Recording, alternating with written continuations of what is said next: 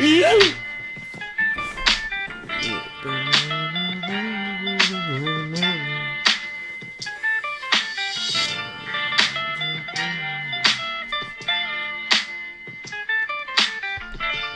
is not over.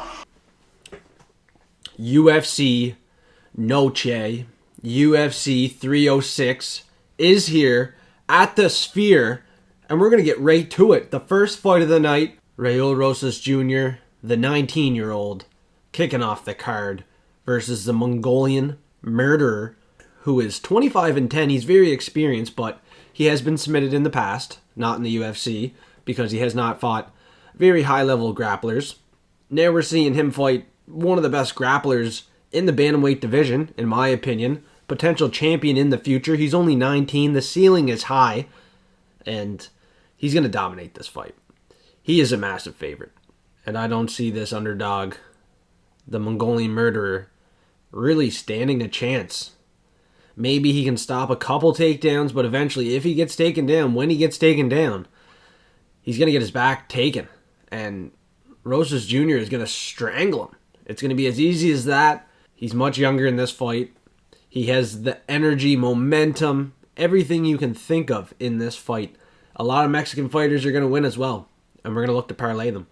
Now, can you parlay Rosas Jr. at this price? You still can. I'm still confident at the forecasted percentage compared to the implied probability percentage that it's a safe bet. It's still a safe price. It's a wide line. Don't get me wrong, but I don't think the Mongolian murderer is going to win this fight. I don't even think he's going to stop many takedowns. So, second round, end of the first round, Rosas Jr. gets the submission win, rear naked choke, maybe a different kind of submission. He's very crafty and creative. He's 19. He's going to be continuing to improve. He still needs to improve on the feet a little bit, but his striking can, match the Mongolian murderer at least to get the fight to the ground where he is going to shine. He is going to shine. Hopefully we can get that submission at plus money. If you have a most confident prop at plus money, put hashtag forecast of the week and let me know your most confident prop at plus money. There's a lot of other forecasters other than Frank Bush looking to be the forecast of the week. And Bryn Ray, she brought a bag for everybody tailing along with her forecast of the week nominee, Chris Padilla. It was taco time. It was fucking taco time. And she had the forecast of the week, Chris Padilla, her most confident play at plus money last week. So, stay tuned for the Props and Parlay show, because I should let you know each and every nominee from this video. So this video, you got to comment below and let me know your most confident prop at plus money. Alright, that's all you got to do. Put hashtag forecast of the week as well. Easy as that. We're going to get to it with this fight here. Another big favorite, Joshua Van. I expect him to be a big favorite coming in here on short notice, but he's also coming off a knockout loss in round 3 that he wants to get revenge from. He should come back, get the win, and continue his success. He was having a ton of success before that knockout loss. He was looking like a true prospect. Edgar Chairez fought Daniel Lacerda. One was a no contest. A couple got canceled. He's a guy that's going to be entertaining, but he's not the highest level. He's not going to be able to make this that competitive. A close enough fight that maybe he can take this fight to the judges' scorecards, but I don't think this is a very, very competitive fight at all. Joshua Van, before his loss to Charles Johnson, he was looking incredible. Winning fights. He was knocking out guys. Low caliber, don't get me wrong. But he can win this fight unanimously. I'm not thinking too hard about this one. I'm taking the favorite, who's going to be a massive favorite in this fight, Joshua Van. Easy as that. Easy as that. Alright, this one might not be too easy. I think we need to hold back a little bit. I'm still picking the favorite though. Yazmin Jauregui, another Mexican, 11-1. And she's fighting a Brazilian, Ketlen Souza, 14-4. Competitive fight, women's fight here. Both girls, same height, same reach. It's going to be competitive. Now, higher level opposition goes to, hard to say. Both of them have fought the same caliber competition. Maybe Yazmin fought a little bit higher level. She's looking better right now, 11-1. And she's a Mexican fighting Mexican Fight Week. Is it Mexican Fight Week? UFC Noche. Ridya season. UFC 306. There's a lot of Mexicans on this card. This is just another one. I'm going to pick to win. I'm not going to think too hard about it. I'm not going to stress about it. It's just a pick. It's just a prediction. It doesn't have to be a bet. It doesn't even have to be a bet. Play the over 1.5 for sure. I'm picking the favorite. I'm picking the Mexican, but I can't have confidence in a bet or a parlay piece in Yazmin in this fight. 11-1. She should beat the 14-4 Brazilian, but Ketlen Souza is tough. She's durable. She'll likely go the distance, and then we're just going to rely on those judges. Hopefully they get it right here at Noche UFC 306, and she gets the job done here. She's a big favorite, so holy shit. If you want to take the underdog, I mean, there's a chance the judges give it to her. There's always a chance. I don't think too highly of this prospect, Yazmin, but her hands are good. She's technical, accurate, good at range, good footwork, and I think that is what will win her the fight. The footwork, she'll stay in and out of range, have the better accuracy, more volume. But Ketlen Souza probably is going to push forward, land with damage, and the judges might see the damage, some blood, and see Ketlen Souza pushing forward. So anything can happen. It's a women's fight. I don't want to talk about it too long.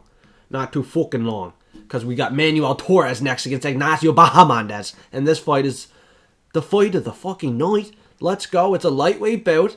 And the lightweight scraps are always entertaining. Okay, these guys under the age of 30.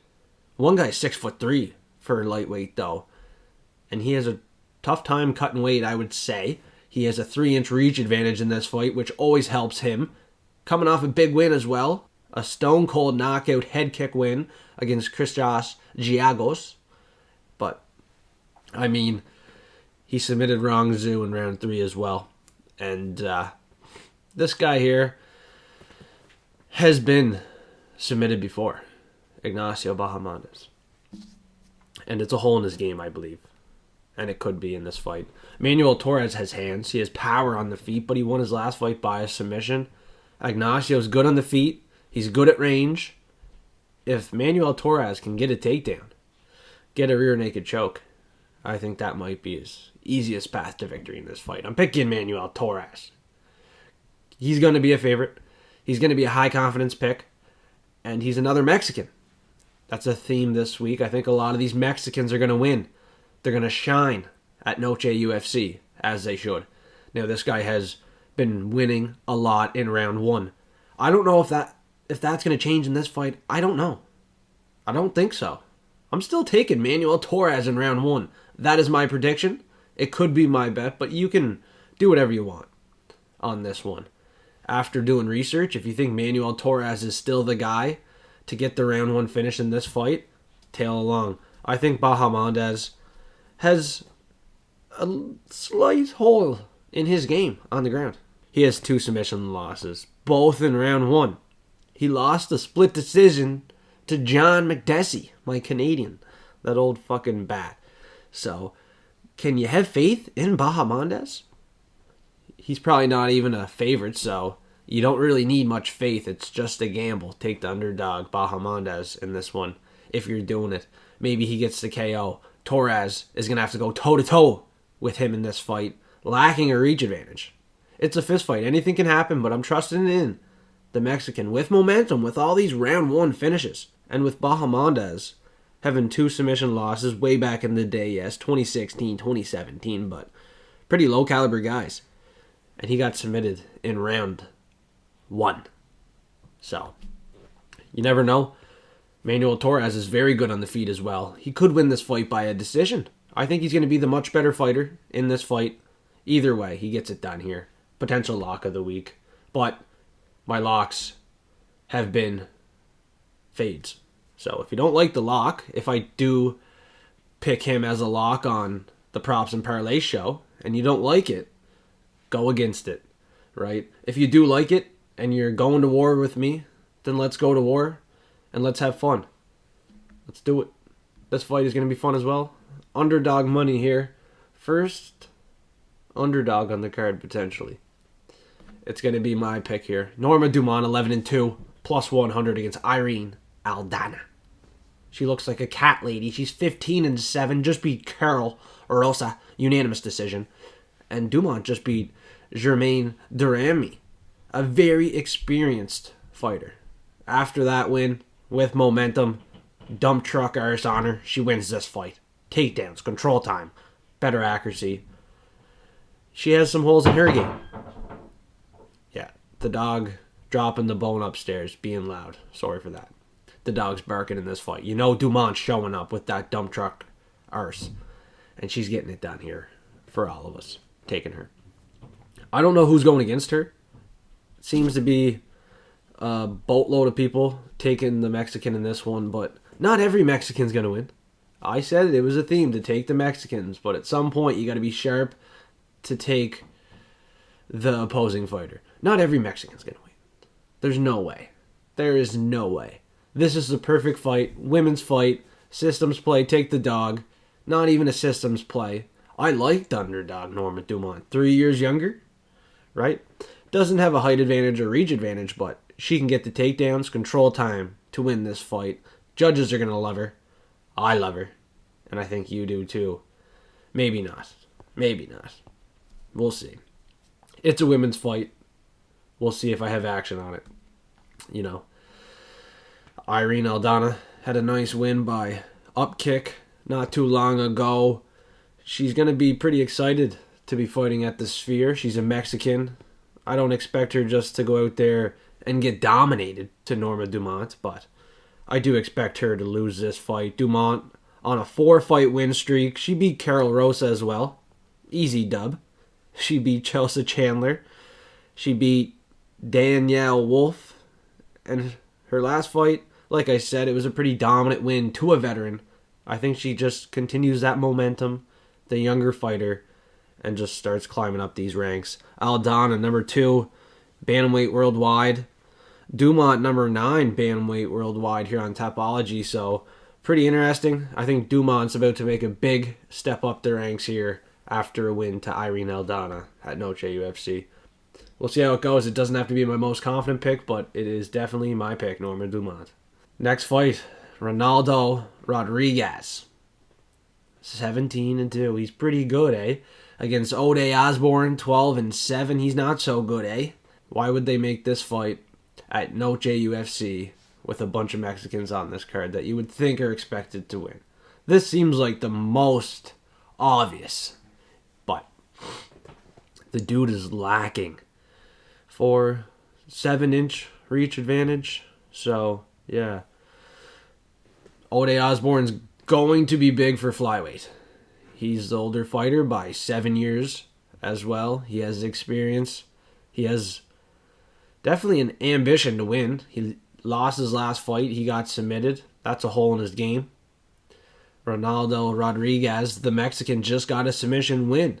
So that's a very good part of his game. His grappling, his submissions. He's very dangerous. That is how he should win this fight. As a favorite, as another Mexican looking to make a name for himself at Noche UFC, he's going to be a pick for a lot of people. I don't see Osbourne standing a chance once he gets taken down like the Mongolian murderer. He's going to get flushed and fucking submitted. It's it. Probably the end of the career for Osbourne. He's on to the PFL, another organization. He's still a good fighter. But 12-7, he's not UFC caliber. And 17-2 Ronaldo Rodriguez, unfortunately, he is. He looks very good. He's winning a lot of his fights. A bunch of momentum. I would not go against it. Especially at Noche UFC. With all these Mexicans on the card, you got to be smart to pick which one you want to go against. That's all I'm saying. That's all I'm saying. A lot of them are going to win.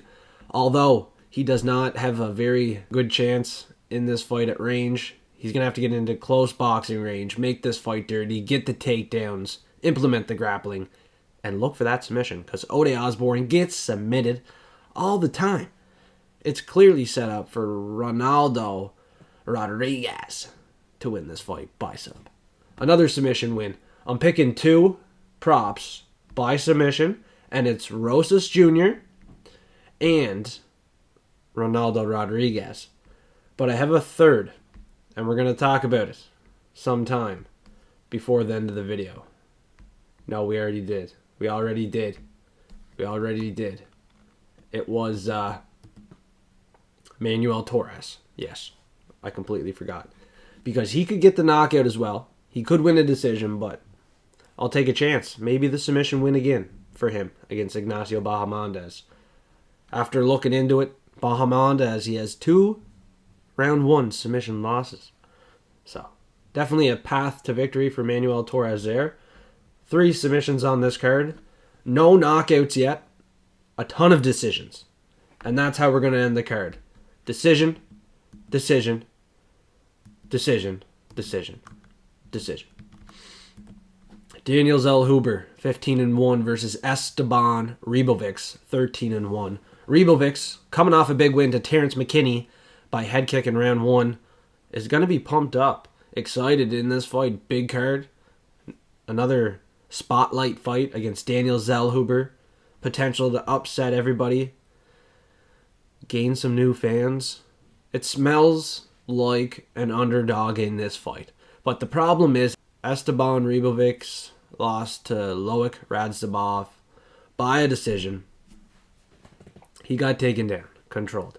He has a significant reach disadvantage in this fight. It's 8 inches. He's going to have a tough time at range. And he's going to get picked apart. He's going to get taken down. He's going to get controlled. Potentially finished. But he has power. And he's accurate. He can walk forward. He's fairly durable. But he got taken down to Loic Radzhabov. He got dominated. And he didn't look that good. So I'm going to trust in Daniel Zellhuber, who looks like an unbelievable prospect at 25. Another Mexican, right? Another Mexican fighter lined up to win. A winnable fight for him. He's been winning decisions as well. Francisco Prado, a tough fighter, gave him a good run for his money. Prado was tough. Remember how tough Prado was? He was lucky to survive that fight. So we got to give credit to Esteban Ribovics. If he wins this fight, if he finishes this fight, and if he loses, if he's still standing by the end of her. I'm taking Zellhuber. Pretty high confidence in this one. Potential finish, but I see him winning this fight on the judges' scorecards. Unanimous decision. It's going to be pretty obvious at the end of the fight that he is the better fighter. But what do I know? I'm just a guy sitting in a chair predicting fights. This is a fight prediction. This one is certainly not going to be a bet. 2 prospects, 15-1, 13-1. I'm telling you, anything can happen in this fight. I do smell underdog, but I am taking Zellhuber with pretty high fucking confidence. So let's go. The Mexicans are going to dominate this card. We got Brian Ortega next against Diego Lopes. This fight was supposed to be scheduled not too long ago, but then Dan Iggy stepped in to save Brian Ortega's ass. His fat, sloppy, slow. He ran away. He was scared of Diego Lopes. Lopes has a 4-inch reach advantage. He has a height advantage. He's 4 years younger. He has the youth, the momentum, and he's going to spark Brian Ortega. If not, unanimous decision win again. Beat him throughout 15 minutes. Make it obvious. We have to still give credit to Brian Ortega, though. He's a dog. He's a dog, right? He barks. He has a lot of submission wins, but getting a submission against Diego Lopes, in my opinion, won't be easy. The guy's pretty good. He trains a lot of people, and his grappling is superb. He shouldn't get submitted. He should keep the fight on the feet, and he will dominate on the feet. 15 minutes long. Maybe even spark Ortega. I would love to see it. I would love to see it. But sometimes betting on what you want to see happen gets you in fucking trouble. So don't do that. Don't do that. I'm just giving you a prediction. I like Diego Lopes in this fight. The stylistic matchup in this fight for him is perfect. To get more spotlight, make his name even bigger. This guy has potential to fight for a belt in the near future. Diego Lopes, the emo kid, is legit. 100% legit. But I've been wrong multiple times before. Like every other capper, forecaster, fiend, person that breathes fucking air. So I could be wrong on this prediction. If you lose money with Diego Lopes, don't come back here or start giving me shit in Discord. Everybody has losses. It's us versus the bookies, right? It's us, the gamblers, versus the bookies that are trying to take our money. At the end of the day, I'm doing this for you, not the bookies. Hopefully everybody respects that. All right? All right. Alexa Grasso, Valentina Shevchenko, 2 fights left, and we got 10 fights. A big pay-per-view card, late Monday, and I got 10 fights to talk about. This is bullshit. Like, some of these fights aren't even that good. I would not buy tickets to this card. And I know why they had to drop the ticket prices. This card, this co-main event, isn't very good. I know this women's flyweight fight is very anticipated. They made a whole Ultimate Fighter about it, but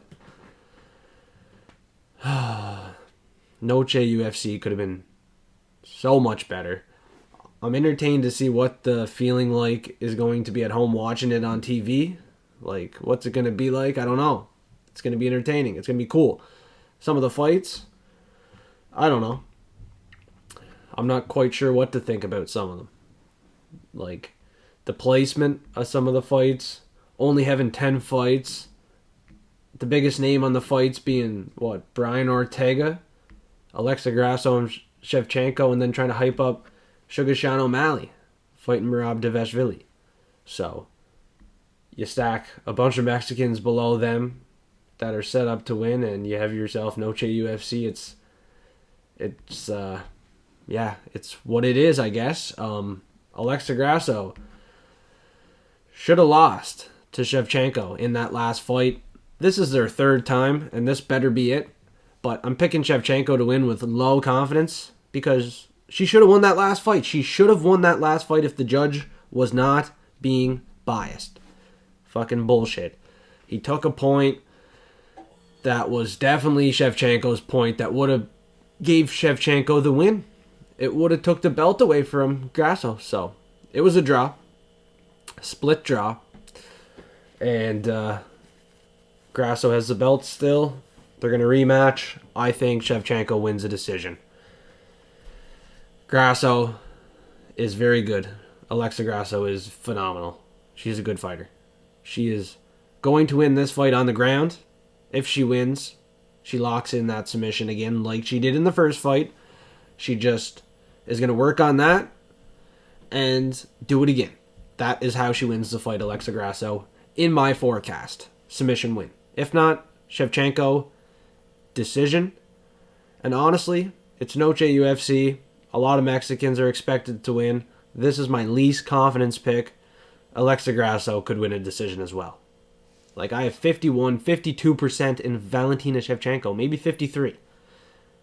She should have won the last fight. I'm picking her to get revenge, but she's 36, 5 years older. She's starting to slow down, and I don't want to see the end of her career.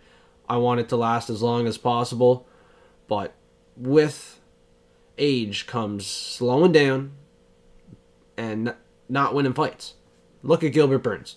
And it's starting to cost me money betting on who I want to win versus the statistics. What realistically could happen, should happen. Realistically, I think Alexa Grasso has a better chance to win, but my prediction, what I want to happen, I'm landing on Valentina Shevchenko with low confidence. Very low confidence. Very low confidence.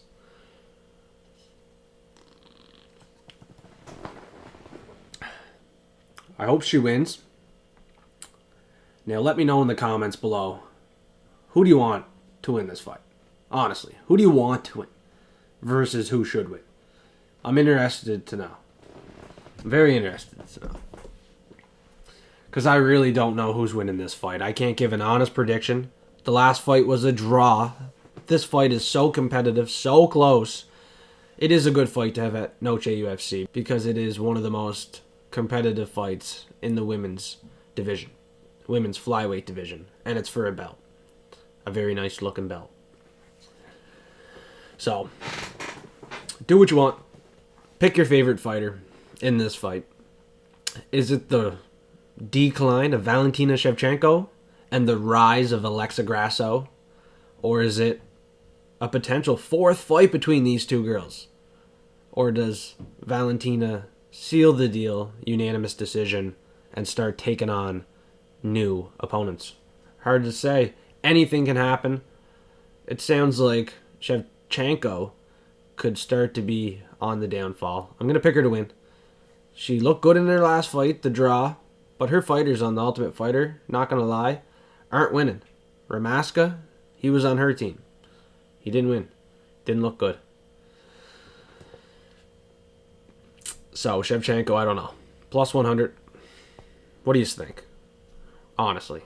I'm not going to talk about it any longer because the main event, the Bantamweight Championship fight between Merab Dvalishvili and the current champ Sean O'Malley, is fireworks. 18-1 Sean O'Malley is the guy that has been really selling for the UFC.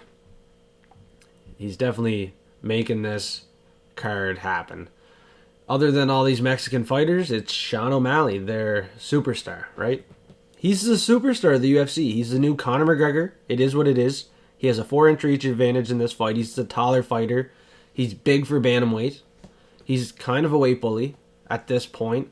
He's very technical at range, picks his shots perfectly, and he should win this fight by a decision, cleanly on the feet, stuffing takedowns, as he continues to work on his takedown defense and his grappling, and Merab is just going to look stupid, shooting takedowns that Sean O'Malley is definitely going to be aware of. What else is Merab Dvalishvili going to do? Try to land a one-punch shot? He doesn't even have that much power to land a one-punch shot. If he lands, I think Sean will be fine. He went toe-to-toe with Marlon Vera. 5-round decision in his last fight. He fought Peter Yan. He will not get knocked out to Merab Dvalishvili. This isn't the time for the superstar to lose, Sean O'Malley. It's just not the time. Decision win, Sean O'Malley. Likely the play here, but let me tell you, Merab Dvalishvili, he was posting on his Instagram about his cut. He was silly. Sean O'Malley is a sniper, and he's going to snipe exactly where that cut was. And I'm telling you, that cut is probably going to open up. And I'm telling you right now, that cut is going to open up. Very likely. Highly likely. Merab's going to be bleeding where that cut was. It's going to reopen. Doctor's probably going to come in. And it might be bad enough in the 4th round, 5th round that the fight has to be stopped. It wouldn't shock me. But if Merab did not have that cut above his eye, I'm taking Sean O'Malley, unanimous decision. I'm still taking him by unanimous decision, but there is an intangible in this fight. You cannot control or deny that Dvalishvili just got stitches above his eye. That cut is going to open up. He's going to be bleeding. The cut's going to get worse and worse and worse. With a sniper, Sean O'Malley, he wins it. Probably gets a doctor stoppage or a unanimous decision win. And with him being a slight favorite, could be the pick of the year right here.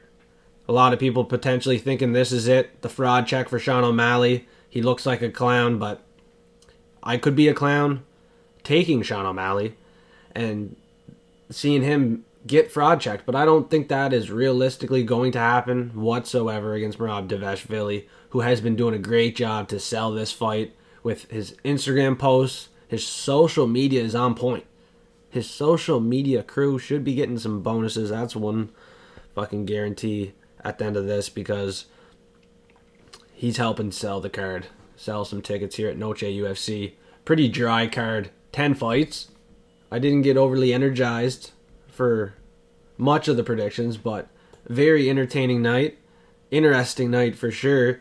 And honestly, after being not profitable the last couple cards, couple events here, I sense some serious profit here at Noche UFC, UFC 306, Sean O'Malley, and still, motherfuckers, 100% Sugar Sean is going to be my pick. Potential lock of the week? Maybe. If you want the locks, if you want the dogs, the props of the week, which you probably don't even want them, but if you want them, I'll give them on Friday, Thursday night, my props and parlay show. Absolutely free, as I do each and every week. I'm sorry about last week. All what I can do is continue to do the Fight Fiend forecast.